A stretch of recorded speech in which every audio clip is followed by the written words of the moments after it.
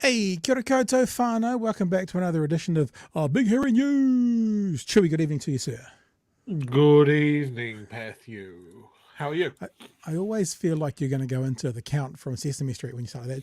And good evening, Patrick. And I love to count 1 free live episode of BHN.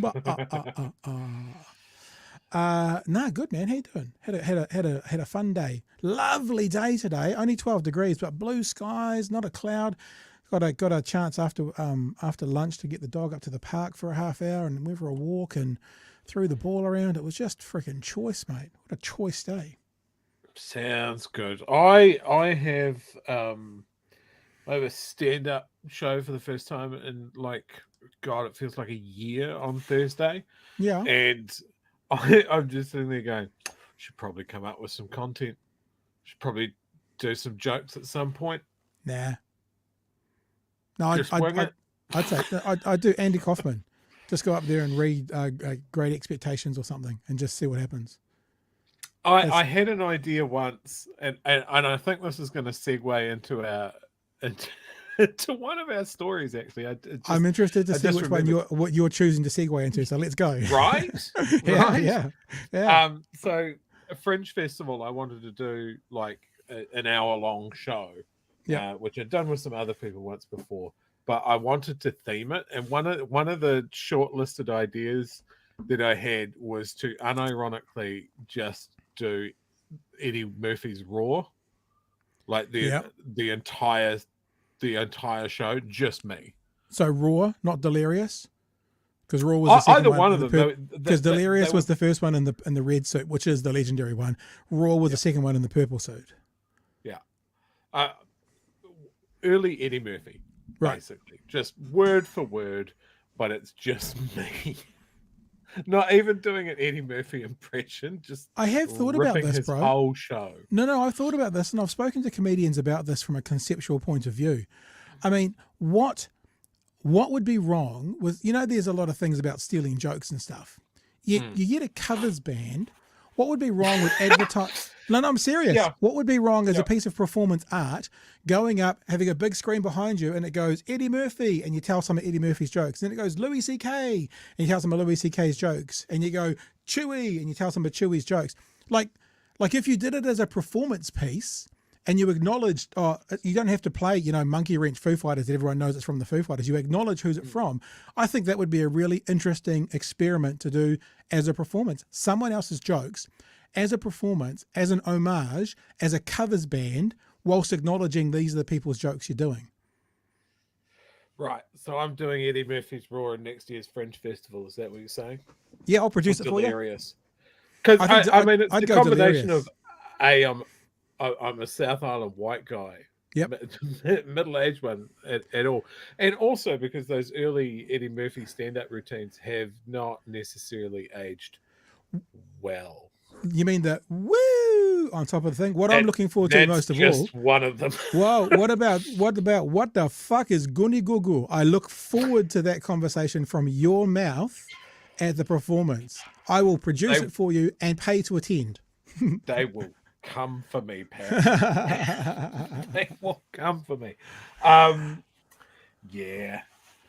But it's some of the crazy ideas, like the first tangent of the evening. Good. I have so many half-formed ideas for what I want to do at a Fringe Festival. Yep. Have I told you about Dr. Pong? Don't think so. No. Dr. Pong was the weirdest evening I had when I was in Berlin. Right. Somebody told me that the thing to do in the area was Dr. Pong, and we had to go and find it. They wouldn't tell me what Dr. Pong was. It was ping pong themed. It was the most fun. We had to find a shop had newspaper all over the window so you couldn't see inside. It just had those metal letterbox numbers on the door that just said Dr. Pong. You had to knock, someone looked through to let you in. The whole place was full of cigarette smoke and graffiti and that sort of thing. And all it was a ping pong table in the middle of a room. Yeah. And it was about 30 people playing ping pong on the same table, just going round and round and round until you miss a shot and then you have to sit down. And we were there for 4 hours. Yeah, I'm down for that. And I want to recreate that experience for just random punters at a fringe festival. There you go. Politikiwi's into it. Chewy having his own Dave Chappelle arc. You know, there you go. There's fans. People are out there. Yeah. People want to know. People want to know what we're talking about today. People on Twitch at the moment. What are you guys talking about tonight? That's Animated Network. And I've already responded. The answer is everything. We're talking about everything tonight. We're going to cover off everything once and for all. Well, you know, I was thinking we could solve it all. Well, I was thinking we could do another 600 shows over the next couple of years. We could just wrap it all up tonight and just do everything tonight. I think we'll just do everything tonight. I called it last night, 90-minute show. Tonight, 90 hours. How much time you got? Hey, haven't done this for a wee while, so let's do a big shout out to our lovely patrons. Thank you very much for being on board. We enjoy you a lot. A couple of movements and new people on board. Matthew Cutler-Walsh down there in the Coffee Runners. He came on board over the weekend, so thank you. And Stephanie Phillips has moved from the fuel level, FUEL, which has it's fuck you to someone whose initials are E level. I can't remember who it was. Twitter. And so Stephanie's moved from the fuel level up into the Patreon level, so thank you to you as well. Nice. If you want to be a part of what we do, you can simply head to patreon.com/big hairy news. Some other sort of news, Chewy, in the world of people supporting us. So I'm just changing screens, I'm moving quickly, and I'm just going to look to see if I've got a response to that question I sent out. Nope. So we'll just do one of these. We're getting people sending us photos, which is fantastic, wearing the merch. If the left vote, the left wins. Now, I saw some cheeky monkey on here said, surely it should be left votes. And actually, I delved into this with I don't know if they're a linguist, but they're an English person. Work. No, because if the left vote means left, then that usage is singular, because it's a person from the left. If the left vote can be used as singular, it could also be used as plural, because it'd be if all of the left votes. So if the left vote, the left wins. We delved over that for a while, didn't we? With the S on the end or not. But I like if the left vote, because that feels singular. That's the person who's wearing it. And this is from the Ari singular Little monolithic left. Yep. I got a T-shirt produced by Pat Britton and from BHN and wore it out for the first time today. People were reading it, and I felt proud to be wearing it, standing up for what I believe. So tomorrow, I will have an update on the new merch drop. I've also received one, and I won't show the picture because it got sent to me more privately. But I'll just won't even say who it was. Someone else who went to the Puketapu pub for the Taxpayers Union debate. Bomber was the host, and the T-shirt was the same T-shirt that you're looking at right now. And the person who sent me this private message said, I've had 2 BHN supporters comment on my T-shirt, LOL. Lovely. Nice. Lovely. There will be an announcement tomorrow night over the next run of merch. It will be a 2-week run, and then we'll get them out at least a month before the election. And there are going to be some more left vote, left wins one, but they'll be in the colours of the left, as opposed to being black and white. Spoiler? It's not a spoiler. They'll be red and green, and you'll be able to get one from tomorrow, hopefully. Actually, if not from tomorrow, there'll be an announcement tomorrow, and we'll figure it all out for you. So yes, lots going on there. And if you want to, as I said, be a supporter, then head to patreon.com/big hairy news. Something else I wanted to show you. This is a bit of a quickie. With Anna Burns Francis, is they got something wrong the other day, and they had to apologise for it. Did you hear about this? Yeah, I saw this morning, yeah. Well, this is, I tell you the thing that's most interesting is TVNZ, right? Newsroom full of journalists, all this kind of, massive power and money behind them. They got something wrong that we got right and were very clear about. Let's play this bit. Oh, hang on. Here goes. Yesterday, ACT Deputy Leader Brooke Van Velden appeared on our political panel, and among other things, we discussed comments made by ACT Leader David Seymour about the Ministry of Pacific Peoples. Right. Last week, he said, in my fantasy, we'd send a guy called Guy Fawkes in there and it'll all be over, but we'll probably have to have a more formal approach than that. He later said the comments were a joke, and when I paraphrased his words yesterday, I didn't get them right. We also discussed an incident that occurred at the ministry, which, for clarity, happened before David Seymour made his remarks, not after. So obviously on TVNZ, they said that incident happened after his comments. And how much were we going? To be fair, it was before. He had no. So this little pissant group of people running this, smell of an oily rag type thing got it right, and fucking TVNZ got it wrong.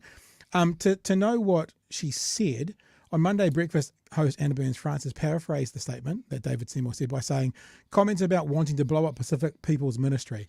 So that's what she's apologising for the paraphrasing of that. Whereas I think that paraphrase is probably not unfair, because that was what he was saying, but they're now being forced to apologise for it. And unfortunately for TVNZ, they've just given more credence to David Seymour and his desire to be that sort of outside the mainstream media. These guys are all after me. They always get things wrong narrative. This furthers it. Whereas I look at the paraphrase, comments about wanting to blow up Pacific People's Ministry, thinking, yeah, that's a pretty good paraphrase, even though we didn't get it wrong, but that's still a pretty good paraphrase, Joey. Yeah, it's just spelling out the implication, and they don't like it. Yeah. Yes. Okay, so tonight we've got a few things to talk about, a bunch of kind of smaller stories, but a full show that we have got. We'll keep an eye on the chat as much as we can, but let's get into it with our first story of the night, talking about TVNZ's poll from last night. So TVNZ released a poll last night. It wasn't particularly good for the left. It wasn't particularly. Actually, it was fine for the Greens. They picked up some points. It wasn't particularly good for Labour. And I think TV3 or News Hub kind of started doing this, and it looks like TVNZ's picking up on it now, whereas they obviously do a bunch of polling, and then they release it over subsequent nights. So tonight's release is about, looking at the Silver Fox thinking about his release, is talking about a wealth tax, and the Kiwis want free dental care. So let's have a look at the story from tonight. The fallout from Labour's poll result continues with a stinging statement from the Green Party. Co-leader Marama Davidson saying its coalition partner needs to step up. True. Deputy political editor Mikey Sherman has more reaction from the left. Labor and the Greens have spent the last 6 years together on the government benches. Now their positions are under threat and the niceties are gone. The Greens are pulling our weight and above our weight, and absolutely Labor need to step up. True. I'm not even going to beat around that at all. And again for emphasis. They need to step up and do better, there's no doubt. Labor lashing back. Look, it wasn't that long ago where people were talking about the Green Party below the 10% mark. We're worried about ourselves at the moment. I thought about this today, actually, Chewy. Sorry to interrupt already, but you know how when we had Simon Wilson on, he was talking about how ACT could be the dominant party at the next election, and they're currently on a similar percentage point to the Greens. Why is nobody talking about could Green be the dominant left-wing party at the next election? Now, I don't think ACT will be the dominant right-wing party, but if we're going to have that conversation and they're polling about the same as the Greens and Labour's polling less than National, why aren't we having that conversation? Yeah, exactly. The other thing I see here, and like if we're talking about Labour doing better, right? Stop sniping at each other. Like just identify the real enemy here. It's across the other side of the house. You guys can bitch and fight in the back rooms. Don't do it in front of cameras. Can we do Willie's face? All right, keep going. We'll talk with the Greens at the appropriate time. Worried about themselves, knowing Labour's internal turmoil has ankle-tapped the leader. I'm looking forward to getting on the campaign trail and talking to New Zealanders about my vision for the future and what I hope to achieve. That vision, though, doesn't include a wealth tax, another sore point for the Greens. It says the money would pay for free dental care for every New Zealander. So we asked voters if they support or oppose the Green Party policy. A majority, 63%, say they back it, while just 28% oppose. The rest didn't know or refused to say. Now, here's a question for you. Not to jump around too much, but Ryan Bridge, you know, he was talking to the PSA member, the Public Service Association member, and his response, his retort to that person was, but the public don't want it. So I can only assume that Ryan Bridge on the AM show will be pushing this agenda tomorrow because the public do want it. Do you think he'll do that, Chewy? I think not. Depends if he's told to think about, it depends if he's told what to think. It's true. The overlords. Yeah, absolutely. And like this is consistent, right? We've had polls before where people have talked about wanting a wealth tax. It's pretty close to what that was. So it's consistent, and with a relatively small portion of people that don't know whether they have teeth or not and whether they want to keep them. 91%. I like soft food. Yogurt for the rest of my life. That's all I worry about chewing. Like the Greens should change their slogan at this point to make, like, I thought of this earlier today of like, do you have teeth? Do you want to keep them? Vote Green. It's factual. It's vaguely threatening. I like it. Because one could interpret it that they're going to knock them out if you don't vote for them. Is that if you don't vote Green, we'll come and take your teeth. Here we go. That's fine. It potentially would involve billions of dollars of wealth flowing out of New Zealand because we'll be one of the only countries in the world to have a wealth tax. There might be some leaving, but you can't. Yeah, look it up. What countries have wealth tax? Google that while we keep playing this, bro. Well, I push play this. That's a right-wing talking point. We'll Google it. Can you Google that for us while we keep watching this? What countries have a wealth tax? It also could be an inheritance tax. They're all wealth taxes. See, because he says we'll be one of the only. Does that mean there's 20 other ones out of 200? Percentage-wise, he's right. But is it also 20 that are kindred to us? Have a look. Take your houses overseas. That's where the majority of the wealth is held. The public chipping in on the conundrums to the left. The people with lots of wealth can afford it and should be helping everyone else out. It's very expensive here in New Zealand, dental treatment. I think if their policies don't match, I could see where they end up going their separate ways. In our poll, 81% of Labour's own supporters back the wealth tax dental plan, raising questions whether Chris Hipkins overlooked his core supporters in favour of the middle swing. Well, is it raising questions or is it screaming truths from the rooftop? Voter. Does Chris Hipkins lack bravery? I think they could be braver, absolutely. I think they could be clearer on wanting a progressive Aotearoa. I stand by that decision because ultimately a wealth tax wouldn't be in New Zealand's overall best interest. What's not in his best interest, sitting in opposition. Mikey Sherman, One News. Not just what's not in his best interest, but perhaps people who have a left ideology. I mean, like we've said, you get the government you deserve, and it's a shocker. It's a shocker, and people will be complaining about it in 12 months from now. I like Political Kiwi's comments. Vote Greens for better dental, rental, and mental health. That's a good one. Not that one? Yeah, send them that one. It's not as threatening. It's not as mafia based as my one is. So did you find some information? From a very quick Google. Yep. Would be one of the only countries in the world with. Oh no. I see some Scandinavian flags in there as well. I can see Iceland. I can see Sweden, Canada, Norway, Denmark. Yeah. One of the only countries. They also have stamp duty, which is it's not a term that's used here, but that's basically a capital gains tax as well. And we're always comparing ourselves to Australia, having good ideas, and New Zealand is terrible and has no good ideas and is a terrible, bad country that should be bad. Well, apparently we're on that list. Interesting. Well, does that mean that's not? Does that mean that's not a list of wealth taxes? That is a very quick Google. So maybe I'll dig a bit more into that. Okay. And then the other one I found was list of countries by inheritance tax rates. So Belgium, Japan, South Korea, Germany, France, UK, US, Netherlands, Ecuador. Where are we? We don't have one. I don't think we've got one. Yeah, but they got the 0% guys here. Yeah, Australia 0%. There we are. There we are. 0%. So it's definitely not like we'll be one of the only countries doing anything like that. Like, and my whole issue with that is literally like I think Seymour said something similar to that. If we tax the wealthy, they'll just fuck off, and that's exactly what Chippy just said. Yeah. So these jokes about Chris Hipkins potentially being the best leader for National, that's starting to hit a little bit close to home there. Oh, Chewy, are you segueing? Are we getting to a segue very shortly? Oh, yes, that was an unintentional one. I mean, I meant to do that the whole time. Free Soul, aka Liz, has messaged me back saying she's happy for us to share it. So I talked about Liz, if you're watching, or you are watching, I didn't share this picture because you'd sent it to me and I didn't know if it was okay to share. But now that you've said it's okay to share, I will share it. So this is Liz at the Taxpayers Union pub, or the debate at the pub, saying that, you know, a couple of BHN supporters came up to her, obviously recognised it, and there you go. How about that one? Nice. That's pretty dope. Well done. Yeah, well done, you. Good on you. Good on you, Kiwi. Good on you, Kiwi.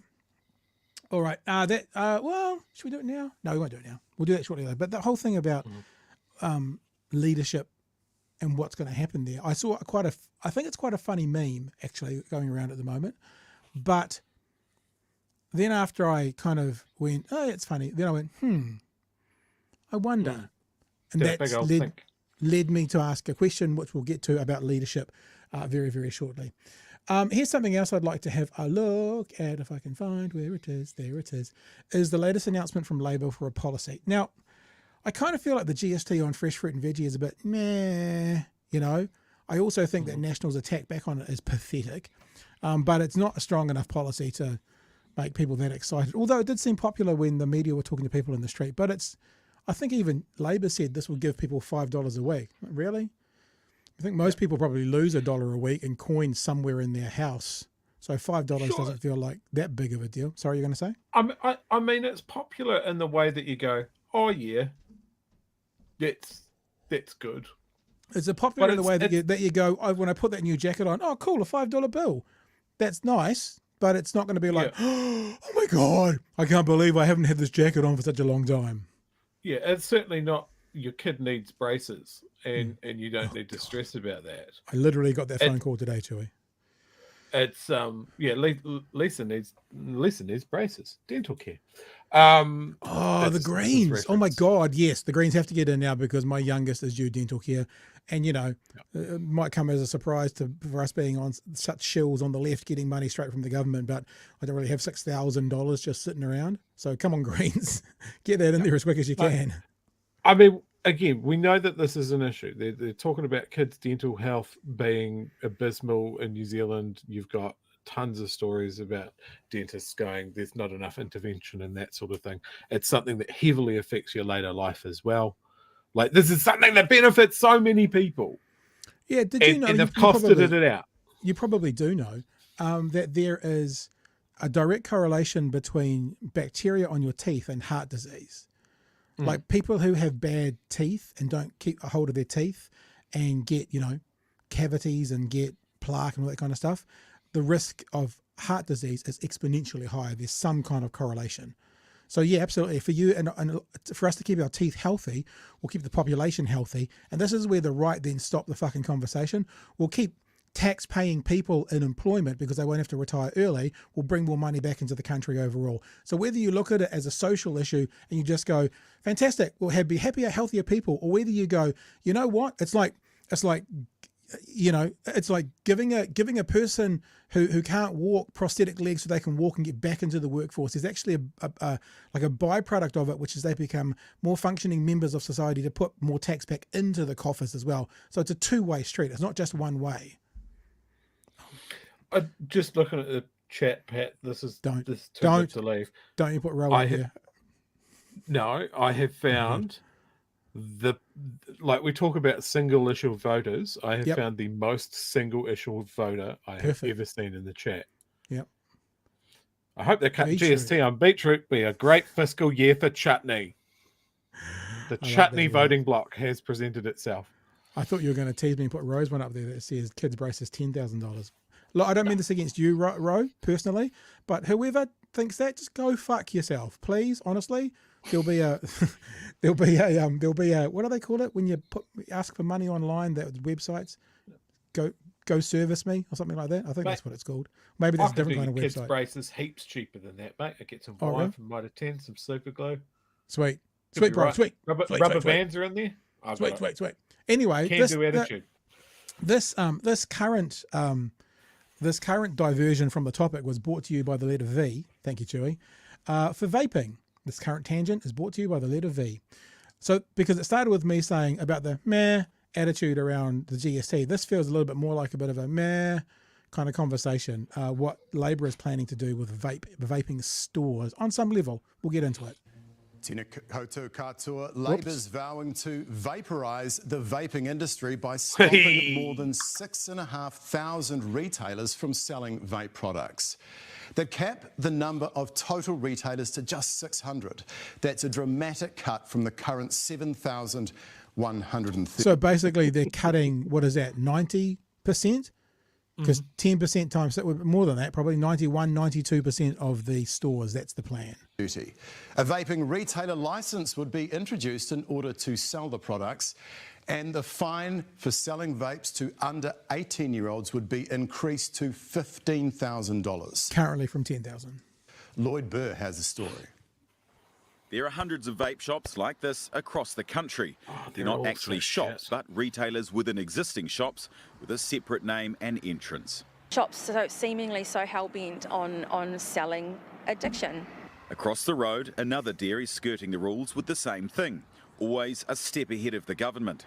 It is not possible to get ahead of those trends. So Labour's promising to drastically cut the number of retailers to just 600. There are currently 7,130. All of them would need to apply for a licence. The Director General of Health would issue them, and those within 300 metres of schools in Marae would be at the back of the queue. That's the direction we want to go with it. It's a welcome policy for advocacy group Vape Free Kids NZ, which just last week was petitioning the government for action. We're really pleased. So on some level, and we don't need to debate this yet, we'll get to it at the end, you know, kids will then go straight back to cigarettes, I'm assuming, if they can't therefore get their vapes, maybe. That they're finally listening to the health experts and educators and us as parents. But dairy and vape shop owners are not happy. Oh, this guy again. Of course. They would go out of job. There would be a huge job losses. There would be huge number of small businesses which are going to be closed. Do you know how many job losses that will be? Unlike no, yeah, but many of the vape stores that we have don't just sell vapes. There'd also be a $15,000 fine for any retailer selling to those aged under 18, up from 10 grand. I'd like to think it's a much stronger deterrent than what's currently in place. Vapes have been R18 for some time, and yet retailers have continued to sell to underage people. These corner dairies are not selling to the younger population. It's Labour policy, not government policy, so it depends on the outcome of the election. The horse is bolted. In this one, we'll be putting the horse back in the stable. We're actually broadly supportive of the direction of travel that the government's put on the table. Looks like National will help round up the bolted vape horse too. OK, Lloyd, so how do you expect the industry to respond? By crying. Yeah, well, it's fair to say that they won't be happy. Their lawyers probably will be happy, but the company themselves, they will not be happy. What Labor's planning to do is essentially annihilate this industry, decimate the number of retailers, and it's a pretty dramatic drop. It's a drop of 91%, so it is a huge drop in the number of vaping retailers that there's going to be. And it's almost guaranteed that there would be legal action. This is a very litigious industry. Big tobacco, big vape, they've got deep pockets. They are very litigious. Even right now, they're going through the courts against the government's most recent tranche of vaping reforms, and that's regarding the levels of the caps on nicotine in vaping products. So there's already court action that's going on, deep pockets, and they're not afraid to dip into them and pull it out and take it against the government. The minister knows this, the government knows this, and that's why they've got to make sure any changes, any legal changes that they make have to be incredibly watertight. Otherwise, this will drag on and on and on through the courts. There you go. So before we get, there's a bunch of good, interesting comments in the chat, Chewie, but what are your thoughts? What are your thoughts? So letting vaping get to the state that it's in now has been an utter failure of everybody in government. Like, remember when it started and it was like positioned as like, this is a great tool to get people off smoking. 5% is harmful. And remember that downward trend of young people smoking, you know, the campaigns sort of making it less cool. Like, one thing I noticed when I went overseas through Europe and that sort of thing, New Zealanders did not smoke anywhere near the level that they did over in Europe. And that came down to years and years of consistent, like, we got to run this down. We got to increase how much it costs. We've got to make it harder to sell, you know, looking at things like age gating, the whole thing. And vaping was seen as a way that could help. That was their opportunity there to go, who's going to sell the vapes? That was also their opportunity to say, should we do some research now and see if vaping is safe? What are the things that we need to worry about? And we didn't do either of those things. And the tobacco companies went, fuck, new product. We can get back to the kids again. Yeah. And there's no regulation and no one's looking at this. So we can crank the nicotine up to a fucking 11. And if we crack down now, there are a bunch of kids that are right on the nicotine train that are going to have to deal with this. That it should have been through pharmacies right from the get-go. It should have been by prescription. It should have been a stopping smoking measure rather than just a new market opportunity. Nobody saw that. Nobody went looking for it. Nobody closed that door before the horse kicked it in.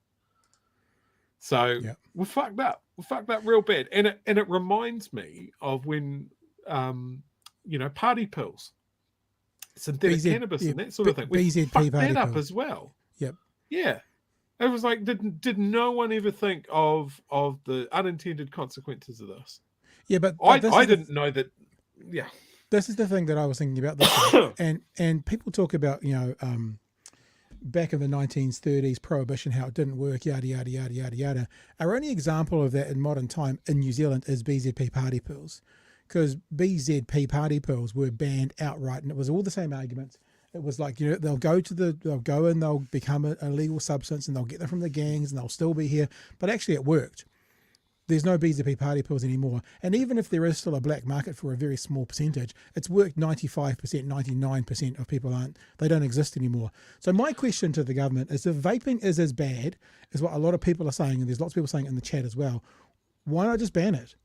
Like, if it's about the health of the nation, why not just ban it? Let me be generous and say, maybe not just ban it, but ban it from fucking dairies and stores. And as you're saying, Chewy, put it into a medical context, because I think I saw, and I think I started, Kooky actually saying that it helped him quit the sticks. Yeah. So it does. So maybe if it moved out of the dairies and even vape stores, and look, I used to do a podcast that was sponsored by Vaporium. But if they're saying there's too many of them and it's too dangerous, then turn it into a medical device. Ban them in any other sense. And doesn't that tick the box? Yeah. Go down. I urge anyone to go down to a bus hub after school and see how many kids are vaping. They're getting their hands on them, like, fuck knows what it's doing to their lungs, because we don't really know what's in them. There's no regulation. Yeah. There's no checking. These things are getting imported by the fucking container load, and there's so many shops that there's nobody that's spread around to check what's coming in. Yeah, it's just a shit show. Yeah, maybe I actually know someone who could probably speak to this, who was very high profile around New Zealand and Australia when the party pill scene was huge. Maybe I'll see if he can come on and have a chat with us about this tomorrow or something. Let me have a look at some of the chat that were coming in. There we go. We start from here. JK says there'll be mega vape stores. Yeah, so there'll be 600 of them, but each one of them will be 10 times the size of a dairy, making the 6,000 number up just perfectly hard. It's also interesting, 600 is such a small number. Proportionally, what does that mean? That means most small towns will have zero, one would think, and the big cities will have them all, because that's where the money is. Another message here from Simon. The Opportunities Party emailed me today about the idea for vaping. They want to make it only chemists would sell it. I like that idea. Gary says, meanwhile, the milk is at the back of the supermarket because alcohol is by the door, for fuck's sake. And Politico again says, Labor promising to legislate around the edges of issues of society since 2017. Very nice. And also, completely off track, but g'day, Simon, Thomas. Just found you guys. Love what you're doing. Thanks, Thomas. Nice. Appreciate that. Thanks, man. Welcome. Thanks, man. Kia ora. Kia ora whānau. Talking about those BZP party pills, right? Yep. Try and find someone that used them back in the day and ask if they have fond memories. None of them will. They were rat shit. When you Some talk of the scariest things I ever saw with people on party pills. talk to emergency department doctors and that kind of stuff, especially when you mix them with alcohol, on a Saturday night, that would be full of people from kind of 17 to 23-year-olds, 23 who had all been taking them. That was the clientele of the accidents and emergency on a Friday and Saturday night because of them. There's quite a few people in the comments that are sort of mentioning this as well. Our problem with regulating substances, and I'm just open it, tobacco, drugs, alcohol, the whole works, is it always comes almost from a legislation and crime and punishment point of view. Yeah. And we're seeing things overseas, like I think it was Portugal or that sort of thing, just decriminalized all drugs and just treated it as a health issue rather than a crime issue. And they seem to, from the study that I read, that seems to have a massive uptick of success. And I just wonder if that's the way to go. Too scary, obviously too much money involved in that from the tobacco companies and the alcohol companies and all of that. But I mean, we just heard Marama talking about they could be braver, talking about Labour. They had a majority for 3 years that they're given away, and they'll never see again. No party will see that ever again, except maybe ACT in the next election. Would that be fair? No, anyway, but they could have done. They could have done a test case with cannabis. They could have done a test case with cannabis. They could have decriminalised it, legalised it, wherever, made it medicinal, available within, so you can have a card and go and get it. However that works. But they were not brave, even though it's a popular policy again. They didn't do it. And that could have actually given us some data, Chewy, about making an illicit drug legal and how it would be impacted in society. But they haven't done it. And now under the next sort of coalitions for the next 12 years, there probably won't be a chance of that being done. Yeah. I mean, I look back to that referendum. There's so many lost choices, right? You hit the gangs on their income. You spin up new local industries, you increase your tax take, you free up resources for policing. There's so many, and then you could just go, cool. We'll just see how we go, knowing that there's been experiences overseas, like America as an example of all places, where they go, actually, this hasn't been the fucking end of the world. Like Colorado is just like. Colorado's just like, oh, cool, we got more money for schools now. Like $500 million. $500 million. And I'm not a smoker. It wouldn't change how I live my life, but you can just objectively sit there and say, well, the benefits seem pretty clear. Why did we fuck that up? Yeah. Yep. Right. Anything else in the text before we move on to talking about appropriation versus representation? No, let's crack on. I'm trying to look for something. That was supposed to be you padding for a wee while I was trying to find something. Right. Okay.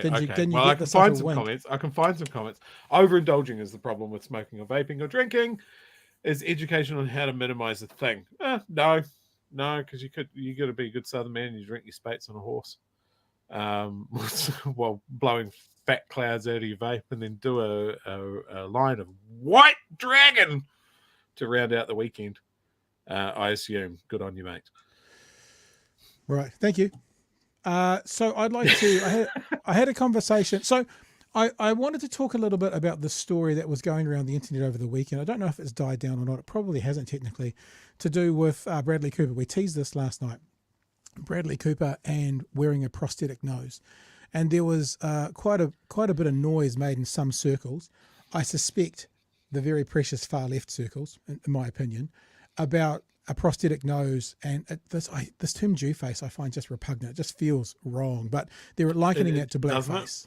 It just feels so wrong. But they're likening it to blackface because he was wearing a prosthetic nose to look more like the playwright and musician Leonard Bernstein, who did West Side Story, I think, from memory.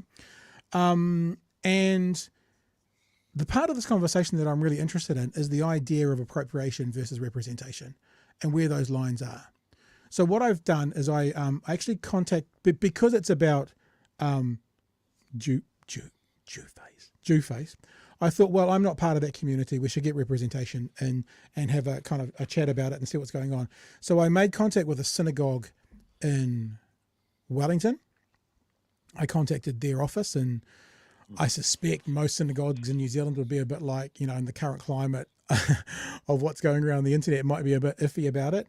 But I contacted the current synagogue, as I always do when I contact people. I go, look at us, this is where we sit, this is who we are. And they put us in touch with the, is it called the NZ Jewish Council?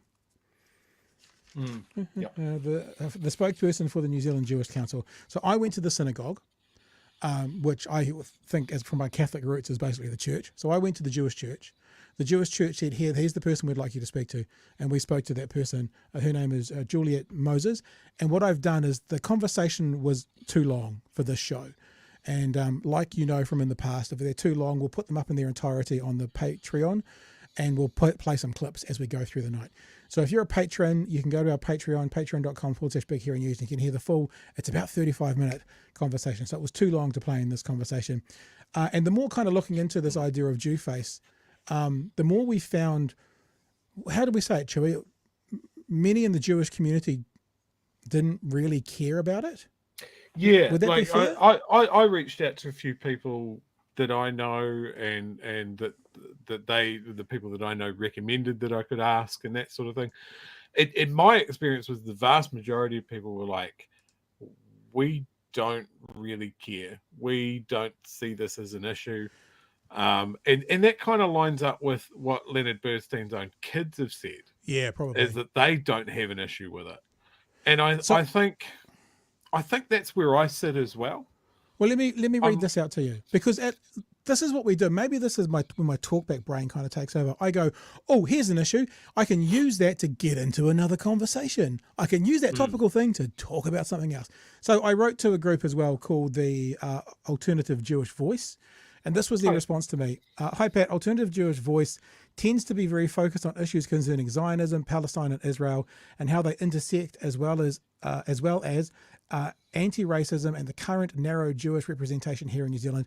We don't cover the very wide spectrum of views about Judaism, Jewishness in society around the world. So this isn't a topic that we have any interest in even worrying about. So what I've done is, I saw this as a way to get into a conversation about representation and appropriation. That's the conversation that really interests me. So the full interview is on Patreon. You can go and check it out for yourself. Patreon.com/Big Hero News. The full 34-minute interview is on there. But because there's not enough time for it, as we've done in the past, I've pulled out a couple of clips that I want to speak to, which is actually about the more interesting part of the conversation to me, which is general representation. So, anything else before I play a couple of clips? No, go for it. Okay. So the first clip, I had a chat with Juliet, and the point was made by Juliet. So Juliet, so you know, is not so much of a fan of the prosthetic nose, around the idea of what purpose did it serve. Bradley Cooper, apparently, I didn't know this, but played the Elephant Man with no makeup. I don't know this movie she talks of. So in other words, and we all know about, Hamilton, the Caucasian founding fathers are played by minorities. So you don't have to look like the person to be a part of it. It doesn't take away from it. You think about, there's two movies about Apple. One's Ashton Kutcher. One is Michael Fassbender, who don't look anything like Steve Jobs, but they just play it. So part of her conversation, as I said, you can go look for the whole thing yourself at the Patreon page, is that she was like, what's the point of it? Now, this is where we're going to start with the conversation. I don't think what I'm going to say is I had a pushback, but I kind of can see a point to it when you look at some other movies. And that's where the conversation starts tonight in the first clip we're going to play. I saw someone say, Tracy Ann Oberman, who's a quite well-known British actress who's Jewish. She said, but Bradley Cooper acted as the Elephant Man. I think he was in a play. And he didn't have any prosthetics as the Elephant Man. And he was perfectly able to, just through contortions of his face and his body, sort of portray the disfigurement of the Elephant Man. So, why did surely he's a good actor. Surely he didn't need the prosthetic nose to actually portray Bernstein. So that's the kind of... I think you're right. I completely agree with you. Like 100% right. But as you're talking about it, I'm thinking about the movie Churchill. And just so you know, I think as I speak. So this has just come to me now. I think about Gary Oldman in the movie Churchill, right? And you could argue the same about Gary Oldman. He didn't need this makeup and this prosthetic to be Churchill, this is what he looks like in real life for people watching. But it did something, to me at least, watching the movie, to pull me into watching Churchill. So I think you're right every single time. Like there's movies about, and I think Ashton Kutcher did one and Fassbender did another on Steve Jobs. And the way they got dressed up was to wear a black skivvy. They didn't have any prosthetic, they didn't need it. But if they choose it, how do we therefore know if it's a harmful choice, an unnecessary choice, a choice that they want for the movie or not? Because could you argue that Gary Oldman didn't need this makeup, but he chose to have it? Yep.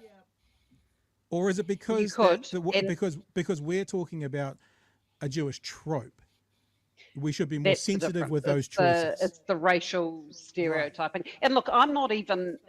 I just want to say I certainly don't think this is the crime of the century, and we have far bigger issues to worry about. So I just want to contextualize that I'm not one of the people who's like jumping up and down and going, "Oh my God, this is terrible." But we're just sort of teasing out the arguments, right? So yes, and the other example I've thought of is Nicole Kidman played Virginia Woolf, didn't she? In a what was it called? The Hours or something. It was based on a very good book, and she had a prosthetic nose in that. So I was thinking to myself, well, firstly, she's also a brilliant actor and probably didn't need that nose either. But again, it wasn't a matter of playing into a caricature or a racial stereotype or whatever. Because sometimes it's also, like I look at those photos that are on screen now for people who are watching, and the Virginia Woolf character on the right doesn't look like Nicole Kidman to me. I wonder if sometimes from a production point of view, it's also about the audience not seeing Bradley Cooper, not seeing Gary Oldman, not seeing Nicole Kidman. And actually, being fair, I think people will see that and probably still see Bradley Cooper. So there you go, Choke. Number one. Thoughts, sir? I think when it comes down to this discussion, intent is really important. Yes, but how do we know? I think, and it is hard to know. I mean, when we talk about, the Jewish trope, we're talking about that hook-nosed, money-grubbing, just horrible, Nazis loved it, and it's still banging around in some of the worst parts of the world. I don't think that's the intention here. I think the thing is could Bradley Cooper have done this without the nose? I think the question is yes. Would we or anyone be talking about it, good or bad? Will we be talking about the movie at all? No. Would we? Hang on, but on that point, I don't know if that's right, because one of the criticisms from some circles is that he was Jewish, not playing a Jewish person. So there's this representation. So you're talking about, is it a trope, is it not? But there's also the context of, the Lin-Manuel Miranda in The Heights, they weren't the dark-skinned Latinos, they were lighter skinned, and he got had up for colorism, kind of trying to show a more, shall we say, Caucasian version of Latinos rather than the people who actually live in Washington Heights. So you might be right. Actually, if you go and have a look at the full interview on Patreon, you'll also see that's a part of the conversation. Is that what is the whole context around that? And look, just to also to come back to what you said, and you said this before. This is from Slate.com. Bernstein's 3 children signed off on Cooper's look, with a joint statement reading in part, "It happens to be true that Leonard Bernstein had a nice big nose. Bradley chose to use makeup and amplify his resemblance." So his kids are saying to look like our dad, and we're perfectly fine with that. We also are certain our dad would have been fine with it as well. So I think you're right. So for me, that's the end of it. Like, the people closest to him are like, cool.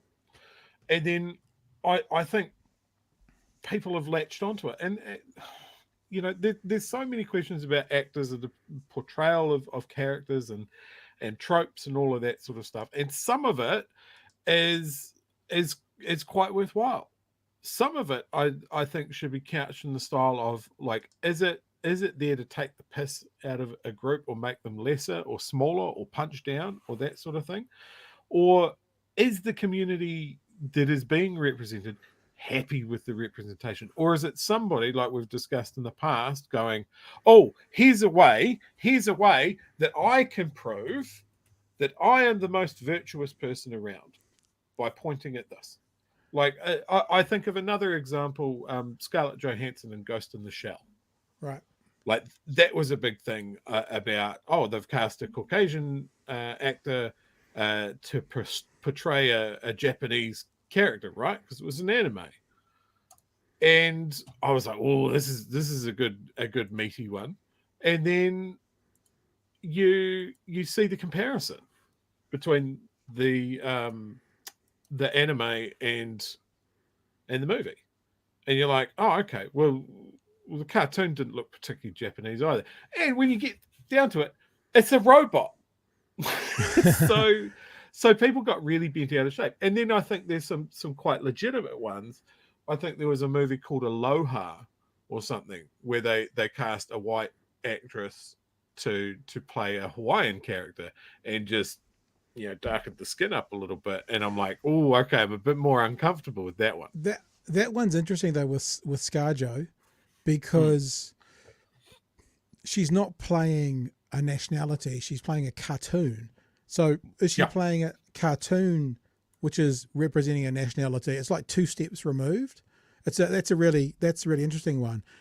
And I'll look, it actually flows into the next part of this 3-minute clip I want to play, because when you talked about being virtuous and pointing over there, what happens in representation in art when you want to be maybe so virtuous, or you want to have so much diversity and conclusion? To do so, you have to shit on another minority. In other words, you've got to kind of go, we're going to be much more inclusive, but in doing so, you're eliminating a minority group. And I'll just play the clip for you, but it's about Snow White and the 7 Dwarfs, the new version of it, not having 7 dwarfs. Because I think about representation, and you talked about the young black girl seeing Littlest Mermaid, fantastic. We all shed a tear when we saw those.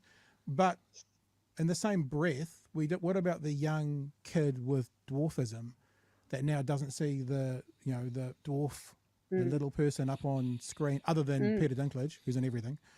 In that other situation, rather they get replaced, and I've showed it already, by these 6 people and 1 little person. And I think to myself, this probably sounds quite gross, but that's the way it's coming out of my head, is there a representation hierarchy? And is it that, if you're a certain ethnicity, a certain gender, you cannot be played unless it's by someone within that community? And do we go down the hierarchy? Maybe little people is at the bottom. Maybe Jewish is at the bottom. I don't know, because, Bradley Cooper. Well, and is there a hierarchy that we society accept, that you don't have to be a part of that community to play it? And there's other parts that we go, no, you definitely have to be a part of that community if you're going to play it. So that argument has certainly been made about the Jewish issue, if I can call it that. So David Baddiel, who's quite well known as a British comedian, he's been quite outspoken on this issue, as has Maureen Lipman and actually Sarah Silverman as well. And they've all sort of said, well, we're not saying necessarily that a person of a minority should play a character of that minority, but that kind of seems to be where we're at in society. And then why the double standard with Jewish people? So right. They're more sort of pointing out this double standard. They're flipping it. They're saying if you have to be trans to play a trans person, if you have to be gay to play a gay person, if you have to be the right Latino to play a Latino person, why are you allowed to not be Jewish and play Jewish? That's what they're asking. Yeah. Are we not considered to be a minority that's worthy of the same kind of protections or sensitivities around representation or whatever it is as other minorities? So that's the argument that they make. Yeah. Could it be that to be Jewish, as you say, there's no look, is harder to see on screen? So the young black girl in Chicago sees the young black Littlest Mermaid and goes, she looks like me. Is it a lot to do with the way someone looks? Because maybe you see someone, like there's that classic Between Two Ferns scene with Paul Rudd, It's a. Oh, I breakout. love The it. question, I've and watched it so many times. The question he gets asked is, "How would you advise a young Jewish person to hide his Jewishness as well as you have?" Yeah. You know, so it's a joke, Yeah. offensive joke made for them. If you know the thing, and they both crack up laughing, Yeah. which they have to obviously cut out. Yeah. Is it possibly Yeah, because I don't know who's Jewish, so I don't see representation or not when I see it on screen unless I know the backstory. I think that that would certainly be relevant, absolutely. And then that kind of comes back to what we started talking about, was the prosthetic nose. Is that the only way that they could actually signal to people that he was Jewish? Or did they feel that that was important to do it? So, yeah, so they are sort of interrelated issues. But yes, I would say that could well be something to do with it. There you go, True Meister. What do you think? I think a really good example got brought up in the chat while we were playing that video. Like there's lots of examples of actors doing it right or movies doing it right and doing it wrong. Right? You mentioned Peter Dinklage. He's on record going, Disney got it wrong on that. They got it right in one hand, and then you shat it all out on this side. Like. But hang on. Hang on. That story though, the full story is Peter Dinklage made quite a big song and dance on Mark Maron's podcast about, you know, that in this day and age they still have dwarfs in Snow White and the Seven Dwarfs, and then there was a whole bunch of the little people community who are like, "What the fuck are you doing? You've just lost us work." Like, so actually people within his community is like, yeah, it's good for him, Golden Globe winner, Emmy winner, you know, all the roles he's been given, but we actually want a job here, which is where we started this conversation, when it seems like maybe Disney's being so inclusive that actually they're taking work away from a bunch of little people who kind of fit the bill perfectly, because it was Snow White and the Seven Dwarfs. And there's that aspect of it as well, that many in his community, his little people community, weren't that happy with him speaking out about why would we have dwarfs in this movie in today's day and age. And there's all these actors going, because we want the fucking work and there's not enough jobs that come around for us as it is, and this is a job we could have. What about that part of it? I must admit, I read the blurb from Dinklage incorrectly there. Okay. You know, when we're talking about dwarf actors as well, like I remember with Lord of the Rings, the first three movies, they used a lot of dwarf actors, and then when The Hobbit came around, they didn't, because the dwarf actors had realized their worth for such a big movie. They're going to need a lot of hobbits here, where it actually became cheaper for Peter Jackson to cast normal sized people as dwarfs, and they just sized up the costumes and props to make them look smaller, because that was cheaper. So I mean, you know, Peter Dinklage has done all those dwarfy roles, and he's just like, I'm just tired of it. I want to be a sensible actor, and he's earned that, but he's climbed that by doing those shitty dwarf roles as well. Yeah, and now he talks about not wanting to apply for roles for dwarves, but you know, he's got a fantastic performance in Elf, where he needs to be a little person, because part of the joke is, what's his name, the comedian that plays Elf, his name jumped out of my head, has to kind of think he's one of Santa's helpers, so he has to be a little person playing that role. And just for clarity, to make sure we're all on the same page, this is what Peter Dinklage said. During a conversation regarding Disney's upcoming live-action remake of Snow White and the Seven Dwarfs, Dinklage praised Disney for casting a Latina actress as Snow White, right? But condemned them for continuing to present what he believed to be outdated stereotypes when it comes to the Seven Dwarfs. So I don't see the Seven Dwarfs as a stereotype. But so Snow White, right, who in the book is not Latina, great representation, but the dwarfs who are a minority, the little people who are a minority, we got to get rid of that and have better representation. So it's a really, I mean, we're not going to find that. Oh, we thought we'd find the answers to every question tonight, didn't we? So we have to find an answer to this. I'm not entirely sure how we're going to 90-minute show. I've got some bad representation, and I think we can all agree on this one. Is it going to be someone? Mickey Rooney, Breakfast at Tiffany's. Now this ticks all the box. White actor portraying a different race in a harmful stereotype for the purpose of mockery. bad Mickey Rooney, bad breakfast at Tiffany's. Absolutely. What about? I've just thought of one as well. What's his name?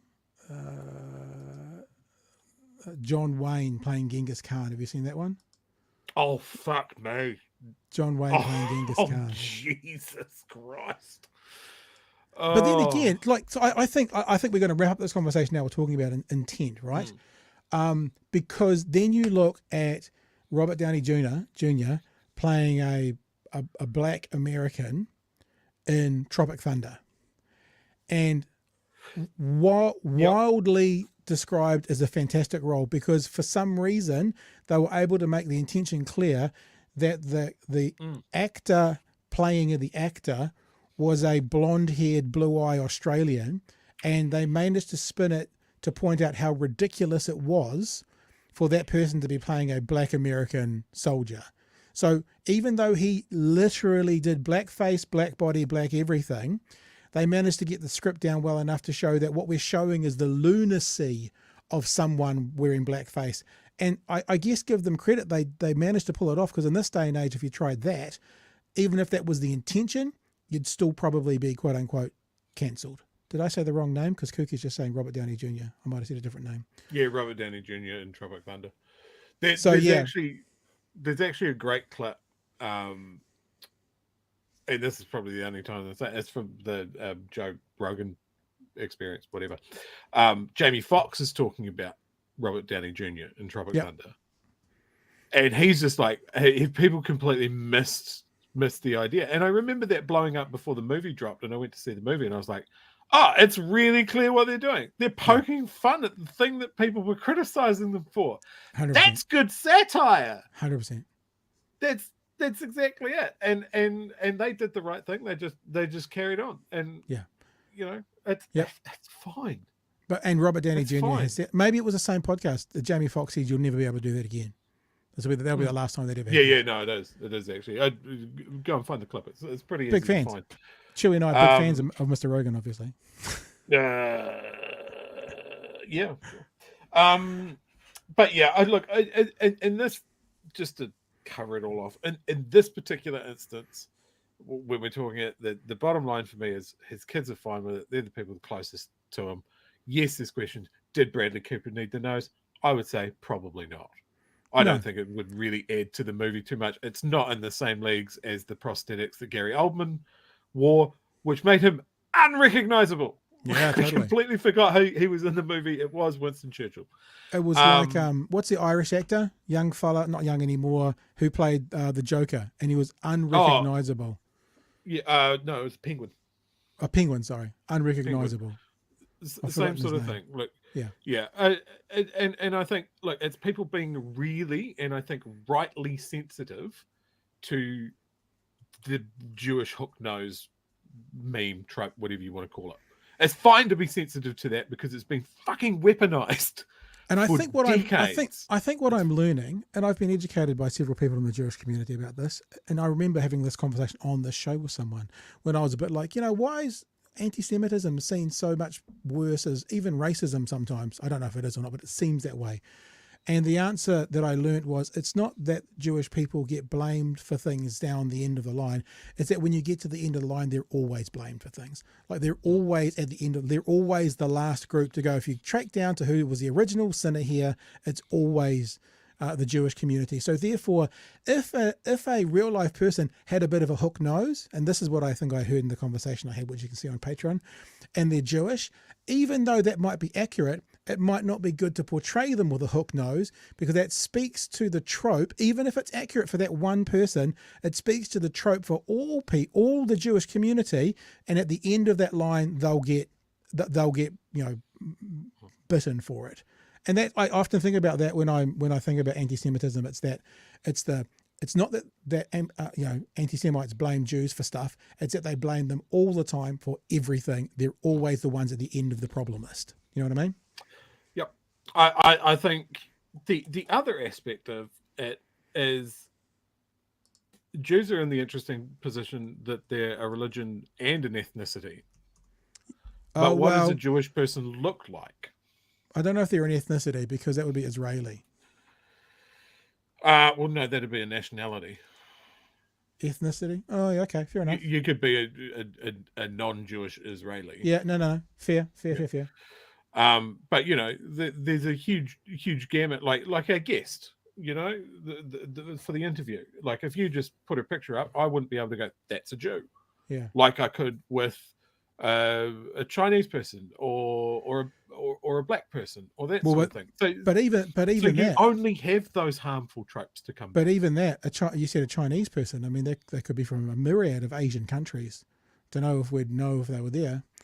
Yeah, but then, so if it's an Asian person, right? I guess the flip side of that is if you saw a photo of someone and they had the troped hook nose, you'd go, "Who is this trying to represent?" You'd probably say, "Well, it's ugly, but they're trying to say it's a Jewish person." So that kind of, I had this thought the other night. It's completely. And then you come back to intent.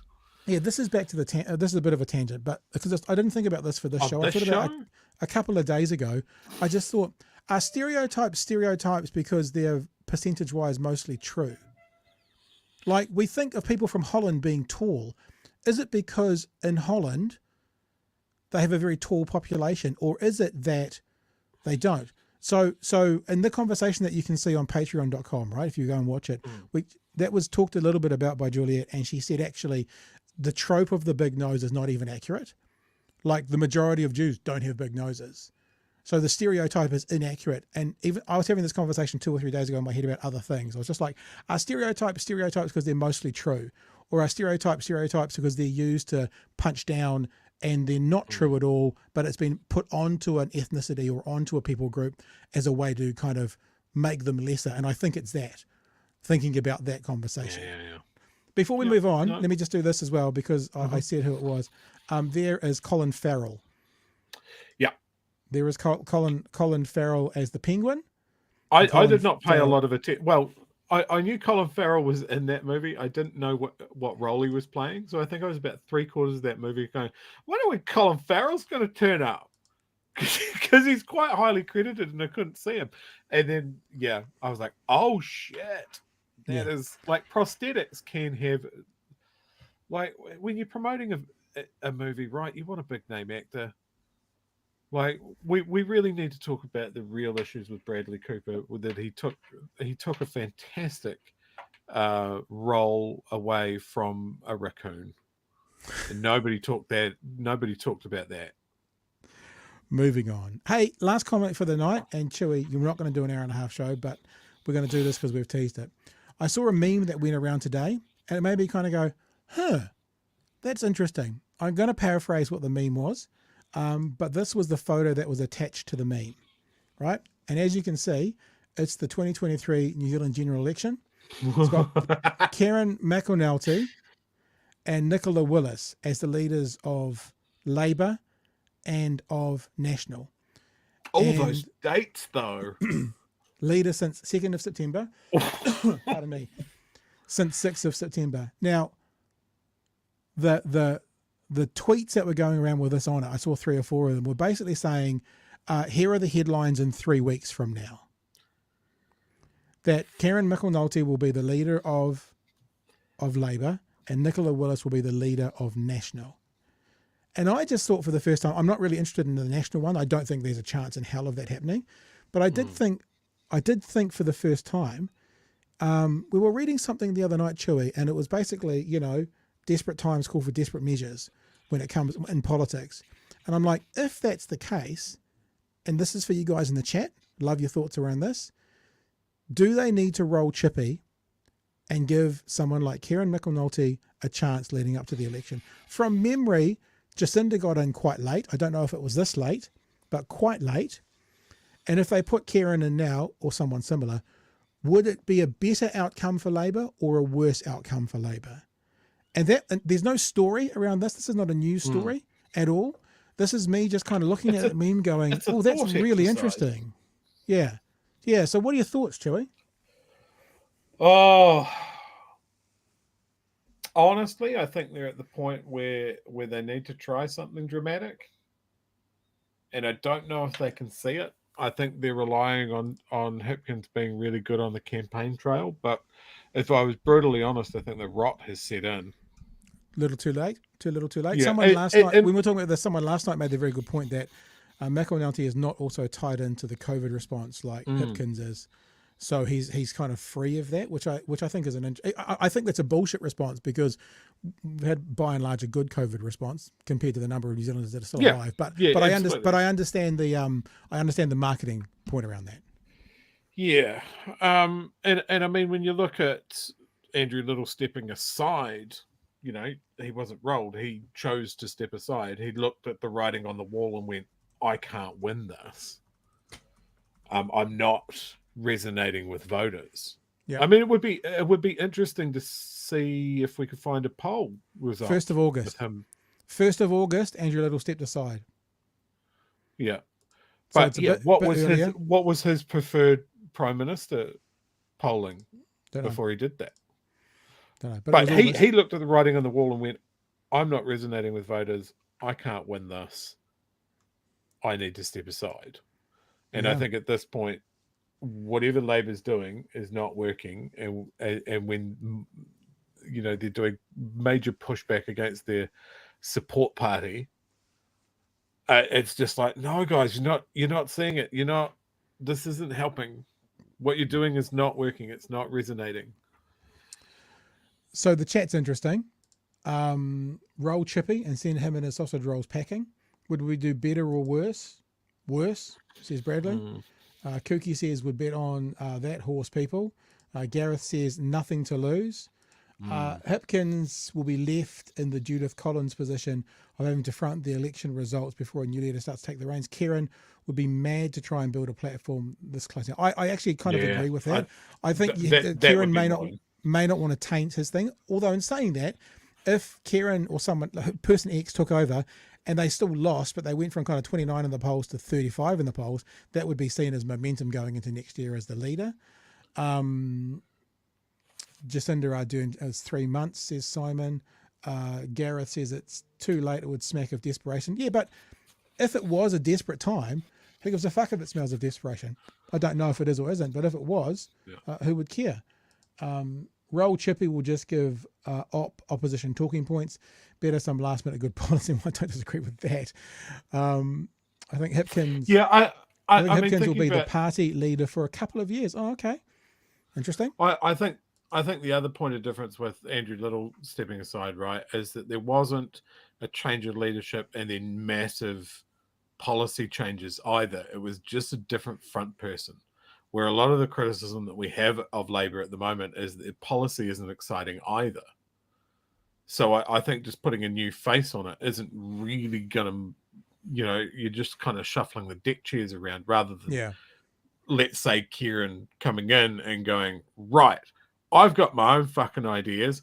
Quick pivot.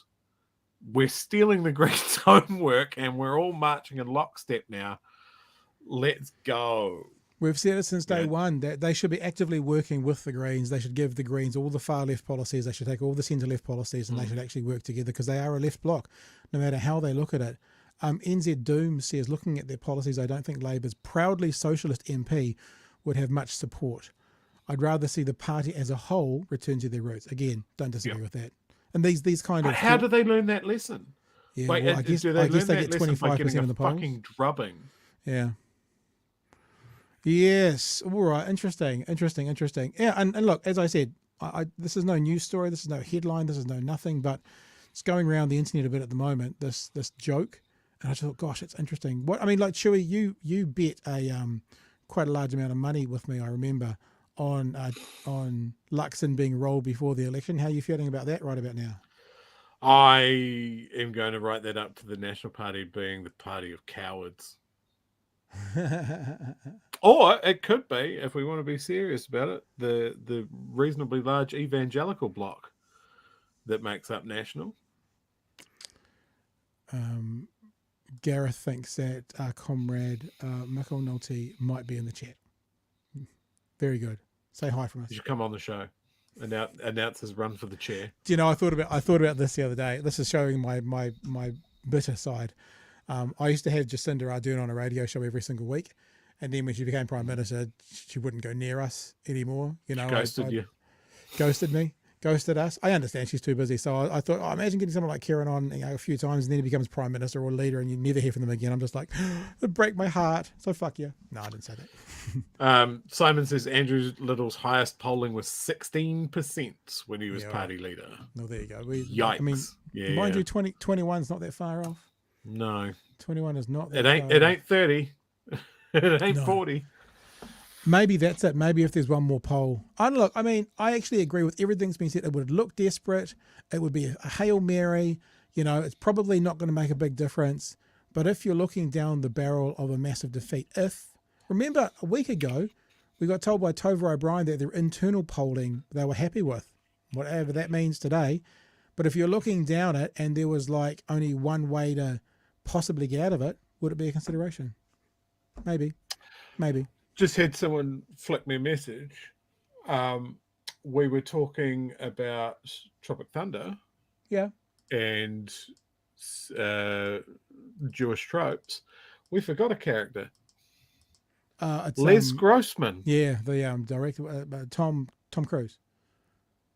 Now that one I would say is a Jewish stereotype. Big mess. All I remember is the big, massive, hairy forearms and the dancing. Mm-hmm. Yeah. But that was the stereotype of a Jewish production director guy, financial guy in Hollywood. Right. An amazing character, but definitely a Jewish trope. All right. I think we're going to end the show on that downer, Debbie Downer. Go and watch the Tropic Thunder dance theme and see what. Like it's amazing. Like I love that character. I thought it was very, very funny, but it's just interesting. You can't put it in a box. Hey, thanks for being with us tonight. Big thanks to our patrons as well. We're very happy you've been on board. All you guys can go and check out that full interview if you're interested in having a look at it. It's up on our Patreon page, patreon.com/Big Hairy News. You're welcome to go check it out. Thank you again to Matthew Cutler-Walsh, who joined up over the weekend, and Stephanie Phillips, who moved from the fuel level to the Patreon level in the last few days as well. If you want to support what we do, if you want to be a part of what we do, then head to patreon.com/Big Hairy News. And tomorrow, I commit to you, there'll be an announcement around merch, and you too will be able to wear some of your political ideologies out and about, hopefully starting Monday of this week. Next week, as we go into another 2-week, a 2-week merch drop for you. So thanks to the patrons, thanks to you, Chewy, thanks to everyone watching. We appreciate you being with us. Get out of town, Pursuit's not going to happen because I'm about to push the end thing. And remember, this week Chewy is bailing on us on Thursday night, but Shane DePoe is going to step in. I know it's a step down, Chewy. I get that. I'm sorry we have to bring the B team in, but Shane DePoe will be with us on Thursday. He needs more airtime. Be good for him. Other than that, we'll be back tomorrow. Yeah, dog porn. Mine's asleep down there. Not dead. The She's not dead. Is there a tail wagging? Yes. You want belly rub? Belly rub? No. She wants to be left alone at this difficult time. Yeah, I just made that clicking noise and woke mine up. You don't mind no sign language? People are amazed. Like dogs on the other side of the room, I go like this, and she comes straight across to me. She sits when I do that. I'll show you one day. I'll do a video of it for the people. My dog knows sign language. All right, team. Emma has said it. Smash that like button. Subscribe to the channel. Spread the good word. Gospel. And we will see you tomorrow night from 9 p.m. for another edition of Big Hairy News. Thank you, team. Thank you, Fano. Catch you then. Hooroo. Cheers, folks.